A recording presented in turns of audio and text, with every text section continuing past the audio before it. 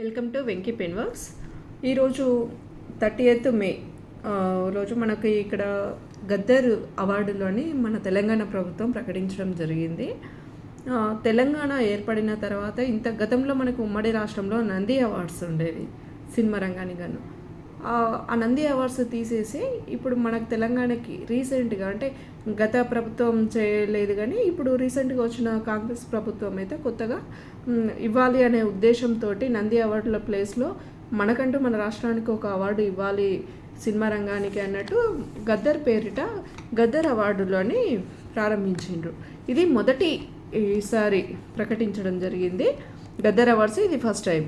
So నిన్ననే ఇవన్నీ కూడా ఏవేవి అవార్డులు గెలుచుకున్నాయి, ఏ చిత్రాలు ఎవరెవరికి వచ్చినాయి అనేది అయితే ప్రకటించడం జరిగింది. ఈ గద్దర్ అవార్డుల దానికి జూరీకి సంబంధించి చైర్మన్ ఎవరంటే జయసుధ గారు చైర్మన్గా వ్యవహరించిండ్రు. సో వివరాల్లోకి వెళ్తే ఈ గద్దర్ అవార్డులకు సంబంధించి ఉత్తమ చిత్రం కల్కి 2898 AD ఉత్తమ చిత్రంగా ఏది గెలుచుకుంది? కల్కి 2898 AD. ఉత్తమ ద్వితీయ చిత్రం పొట్టేల్. ఉత్తమ తృతీయ చిత్రం లక్కీ భాస్కర్. అంటే మనకి ప్రిలిమ్స్లో కానీ గ్రూప్ 1, గ్రూప్ 2, గ్రూప్ 3 ఇట్లా ఏదైనా మల్టిపుల్ చాయిస్ క్వశ్చన్లో ఈ అవార్డులు అనేది మనకు ఒక 2-3 క్వశ్చన్స్ వస్తూ ఉంటాయి. ఇప్పుడు ఈ మధ్యన రీసెంట్గా ఏం చేస్తున్నారంటే ఒక డైరెక్ట్ క్వశ్చన్ ఇచ్చి ఇది ఏది గెలుచుకుంది, ఉత్తమ చిత్రం ఏంటిది అని ఇట్లా ఇవ్వకుండా మ్యాచ్ ద ఫాలోయింగ్ టైప్లో ఇస్తున్నారు. అంటే ఇక్కడ ఉత్తమ చిత్రం అని, ఉత్తమ హీరో ఎవరని, సహాయకులు ఎవరని అని అట్లా ఇచ్చుకుంటూ వాళ్ళ పేర్లు ఇచ్చి మ్యాచ్ ద ఫాలోయింగ్ చేయమంటున్నారు. అంటే అట్లా కొంచెం డెప్త్గా వెళ్ళిపోతున్నది క్వశ్చన్ ఫ్రేమింగ్ అనేది. సో దాని పాయింట్ ఆఫ్ వ్యూలో మనమైతే చాలా వరకు గుర్తుంచుకోవడానికి మనము ట్రై చేయాలి.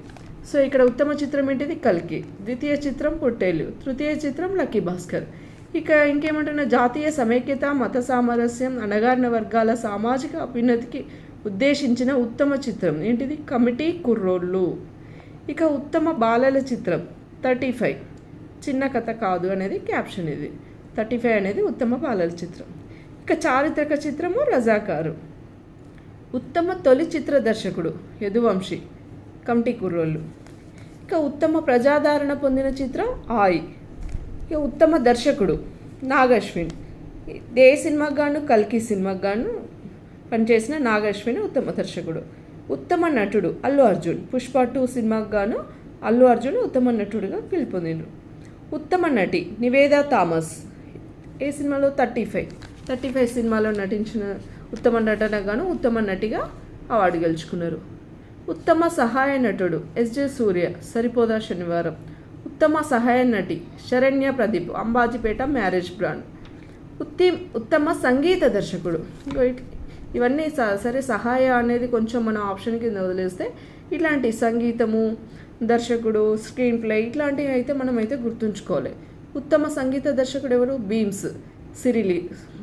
బీమ్స్ సిసిరోలియో రజాకార్ సినిమాకి. మనము ఈ రజాకార్ సినిమాకి ఉత్తమ చారిత్రక చిత్రంగా కూడా ఎంపికైంది. సో దానికి సంగీతం ఎవరు? బీమ్స్ సిసిరోలియో. ఉత్తమ నేపథ్య గాయకుడు సిద్ శ్రీరామ్. మరి సిద్ శ్రీరామ్ అనే డైరెక్టర్ ఎవరు? ఉత్తమ నేపథ్య గాయకుడు అడగకుండా తిప్పి కూడా అడగవచ్చు. ఏ సినిమా పాటకి, ఏ పాటలకి ఇవన్నీ. ఊరి పేరు భైరవ కోన అనే పాటకు, నిజమేనే చెబుతున్నా అనే పాటకు, ఈ 2 పాటలకు గాను సిద్ శ్రీరామ్ను ఉత్తమ నేపథ్య గాయకుడిగా ఎంపిక చేసిండ్రు. ఉత్తమ నేపథ్య గాయని శ్రేయా ఘోషల్. దేనికి? ఇది చాలా ఫేమస్ సాంగ్, అందరికీ తెలిసిందే. పుష్ప 2లో సూసేకి అగ్గిరవ్వల అనే పాటకి. ఉత్తమ హాస్య నటుడు. సరే, ఇట్లాంటివి అయితే మనకు అడగకపోవచ్చు, కానీ మెయిన్ అయితే మనం గుర్తుంచుకోవడం, మనం మీరు చూస్తుంటే మనకు తెలిసిపోతుంది ఏది గుర్తుంచుకోవచ్చు అని. ఇట్లాంటివి అడగవచ్చు. ఉత్తమ కథా రచయిత శివ పాలడుగు. మ్యూజిక్ షాప్ మూర్తి అనే సినిమా గాను ఉత్తమ కథా రచయిత శివ పాలడుగు. ఉత్తమ స్క్రీన్ ప్లే రచయిత వెంకీ అట్లూరి. ఏ సినిమాకి? లక్కీ భాస్కర్. ఉత్తమ గీత రచయిత చంద్రబోస్. గీత రచయిత ఏ సినిమా కానీ? రాజు యాదవ్ లేదే ప్రేమసలే అనే పాటకు గాను ఉత్తమ గీత రచయితగా చంద్రబోస్ గారు అయితే గెలుచుకున్నారు. సో ఉత్తమ ఛాయాగ్రాహకుడు ఇవన్నీ కూడా అంత నెసెసరీగా అనిపించకపోవచ్చు, కొన్ని అయితే మీరైతే గుర్తుంచుకోవాలి. ఇక ఉత్తమ నృత్య దర్శకుడు గణేష్ ఆచార్య. దేవర. ఉత్తమ కళా దర్శకుడు ఇవి ఇంత రాకపోవచ్చు. ఉత్తమ మేకప్ ఆర్టిస్ట్ నల్ల శ్రీను రజాకార్. ఉత్తమ కాస్ట్యూమ్ డిజైనర్ అర్చనారావు. ఇది ఇంపార్టెంట్, ఎందుకంటే గతంలో కూడా అర్చనారావు చాలా సినిమాలకి గెలుచుకుంది. ఇప్పుడు ఇక్కడ అర్చనారావు, తనతో పాటు ఎవరు, అజయ్ కుమార్ కూడా ఏ సినిమాకి, కల్కి. ఇంకా ఇవే కాకుండా స్పెషల్ జ్యూరీ పురస్కారాలు కూడా ఇచ్చిండు. దుల్కర్ సల్మాన్ కథానాయకుడు, దేనికి, లక్కీ భాస్కర్ హీరోగాను దుల్కర్ సల్మాన్ కథానాయకుడిగా ఎంపికయ్యారు. అనన్య నాగిల్ల కథానాయిక పొట్టేళ్ళు. సో ఇంకా స్పెషల్ జ్యూరీ స్పెషల్ మెన్షన్ అని ఇచ్చిండ్రు ఫరియా అబ్దుల్లా, మత్తు వదలరా 2 ర్యాప్ సాంగ్ గాను ఫరియా అబ్దుల్లాకి ఇచ్చిండ్రు. ఇక ఇట్లాంటి మెయిన్గా అయితే మీరు ఈ అవార్డ్స్ మీద తప్పకుండా మీరు ఫోకస్ చేసి గుర్తుంచుకోవాలి. మ్యాథ్స్ ద ఫాలోయింగ్ టైప్లోనే ఇస్తారు.